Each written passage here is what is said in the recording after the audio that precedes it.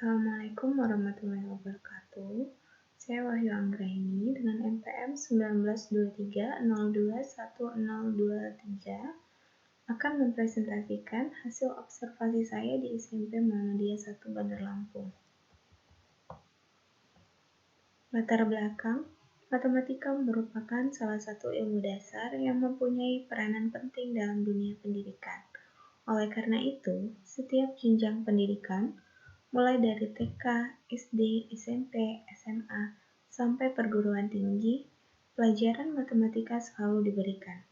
Matematika diberikan kepada peserta didik untuk membantu peserta didik agar tertata nalarnya, terbentuk kepribadiannya, serta terampil menggunakan matematika dan penalarannya dalam kehidupan kelak. Menurut Sujadi tahun 2000. Rumusan masalah, bagaimana pelaksanaan kegiatan belajar mengajar di SMP Muhammadiyah 1 Bandar Lampung. Yang kedua, apakah metode, model, dan strategi pembelajaran yang efektif untuk digunakan dalam proses pembelajaran matematika. Yang ketiga, apa masalah atau kendala yang dialami guru pada saat memberikan pembelajaran matematika. Tujuan observasi yaitu untuk mengetahui proses pembelajaran matematika di SMP Muhammadiyah 1 Bandar Lampung. Yang kedua, untuk mengetahui metode, model, dan strategi pembelajaran yang efektif digunakan dalam proses pembelajaran matematika. Dan yang ketiga, untuk mengetahui dan membahas masalah atau kendala yang dialami pada saat memberikan pembelajaran matematika. Bahasan yang pertama ada identitas sekolah. Nama sekolah SMP Muhammadiyah 1 Bandar Lampung. Alamat sekolah di Jalan W.R. Supratman nomor 63 Kota Karang, Bumi Waras, Kota Bandar Lampung. 35224. Pelaksanaan observasi. Jadwal observasi dilaksanakan pada tanggal 12 Februari sampai 3 Maret 2020. Objek observasi siswa kelas 7 dan 8 bidang studi matematika di SMP Muhammadiyah 1 Bandar Lampung. Guru matematikanya Ibu Roshiana Effendi, SPD. Tahapan observasi, yang pertama izin sekolah untuk melakukan observasi, yang kedua observer melakukan observasi di kelas, kemudian yang ketiga observer melakukan pencatatan dan dokumentasi saat observasi, yang keempat pengisian angket kepada siswa, yang kelima wawancara kepada siswa, dan yang keenam laporan observasi. Pembahasan proses pembelajaran. Yang pertama pembukaan, yaitu pendidik pertama memasuki kelas dan siswa memberi salam. Kemudian pendidik menanyakan siswa yang tidak hadir, lalu mengawali pembelajaran dengan mengingatkan kembali materi pelajaran sebelumnya dengan cara tanya jawab. Kegiatan inti, pendidik menggunakan metode ceramah dan tanya jawab, serta pendidik menjelaskan. Kemudian pendidik memberikan soal latihan untuk dikerjakan oleh siswa. Kegiatan penutup, pendidik membuat kesimpulan dengan cara tanya jawab dan diakhiri dengan pemberian salam.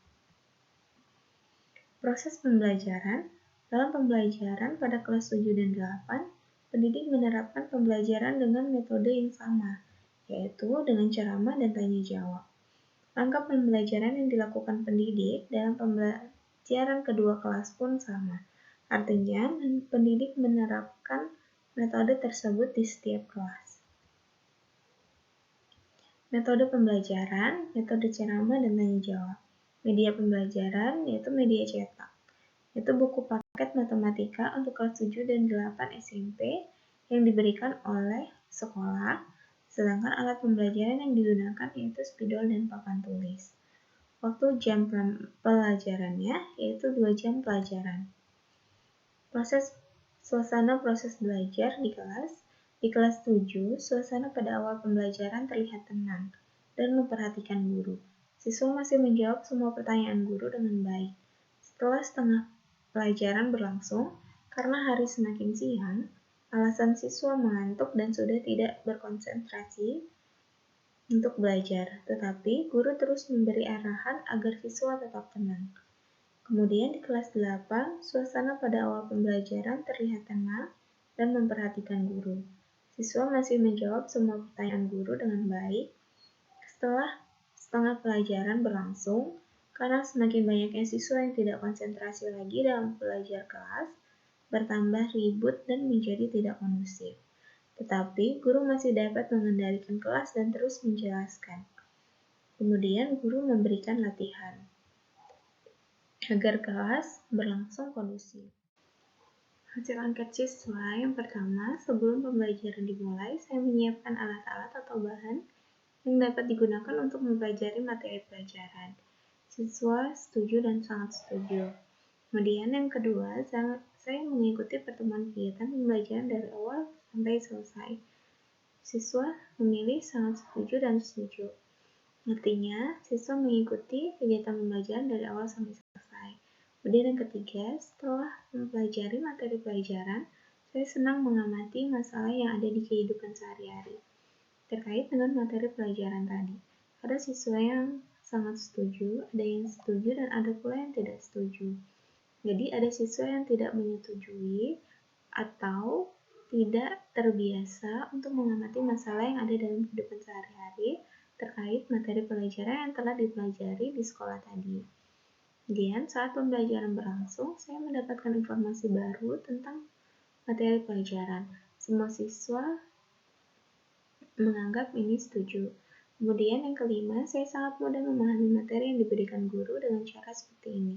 Artinya, semua siswa dengan mudah memahami materi yang diberikan guru dengan metode ceramah dan tanya jawab. Karena guru menjelaskan secara langsung materi yang dipelajari pada hari itu. Kemudian yang keenam, saya akan mengulangi belajar materi pelajaran hari ini di tempat lain karena saat ini belum paham. Artinya ada siswa yang setuju dan ada pula yang tidak setuju. Siswa yang setuju lebih banyak daripada siswa yang tidak setuju. Kemudian yang ketujuh, penjelasan yang diberikan guru secara bertahap dari materi yang mudah ke materi yang sulit. Ada siswa yang menjawab setuju dan ada pula siswa yang menjawab tidak setuju. Kemudian yang kedelapan, saya lebih mudah memahami materi pelajaran hari ini jika belajar berkelompok. Artinya, siswa ada yang senang belajar dengan metode kelompok dan ada pula siswa yang lebih senang dengan metode ceramah yang diterapkan guru pada saat ini. Kemudian yang ke-9, saya membuat rangkuman atau kesimpulan di akhir kegiatan pembelajaran sesuai dengan bimbingan guru. Ada beberapa siswa yang membuat kesimpulan dan rangkuman, ada pula siswa yang tidak membuat. Mungkin karena setiap siswa beda-beda. Kemudian yang ke-10, saya senang dengan cara belajar seperti ini. Ada siswa yang senang belajar dengan metode ceramah dan ada pula siswa yang kurang senang. Dan yang ke-11, saya merasa kelelahan selesai pertemuan pembelajaran hari ini. Nah, ada siswa yang merasa kelelahan dan lebih banyak siswa yang merasa kelelahan dibanding siswa yang tidak kelelahan. Kemudian, masalah atau kendala yang dialami guru pada saat pembelajaran matematika di SMP Muhammadiyah 1 Bandar Lampung. Setelah observer melakukan wawancara terhadap guru pelajaran matematika di SMP Muhammadiyah 1 Bandar Lampung, khususnya di kelas 7 dan kelas 8, yaitu Ibu Rosyana Effendi, maka penulis menemukan kendala yang dialami guru saat memberikan pelajaran di dalam kelas, yaitu siswa atau peserta didiknya sering tidak memperhatikan pelajaran pada saat pelajaran berlangsung. Peserta didiknya lebih sibuk dengan aktivitasnya masing-masing dan kadang tidak memperhatikan guru. Kemudian buku paket yang tersedia juga kurang, jadi ada yang berbarengan dengan temannya dan hal seperti itu membuat peserta didik menjadi ribut karena akan membuat peluang peserta didik untuk lebih banyak mengobrol dibandingkan dengan belajar bersama dengan temannya. Kemudian masalah atau kendala yang dialami peserta didik pada saat pembelajaran matematika di SMP Muhammadiyah 1 Bandar Lampung.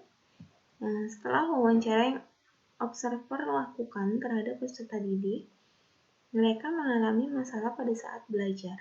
Mereka beranggapan bahwa guru kekurangan cara dan menganggap bahwa metode yang digunakan terlalu monoton. Peserta didik mudah bosan dengan proses belajar. Oleh karena itu, peserta didik sering tidak memperhatikan guru dalam menjelaskan. Solusi yang ditawarkan yaitu sebaiknya guru lebih memvariasikan lagi model atau metode pembelajaran yang digunakan agar siswa tidak bosan dengan pembelajaran yang dilaksanakan, dan agar siswa lebih banyak memiliki pengetahuan baru dari model yang guru berikan.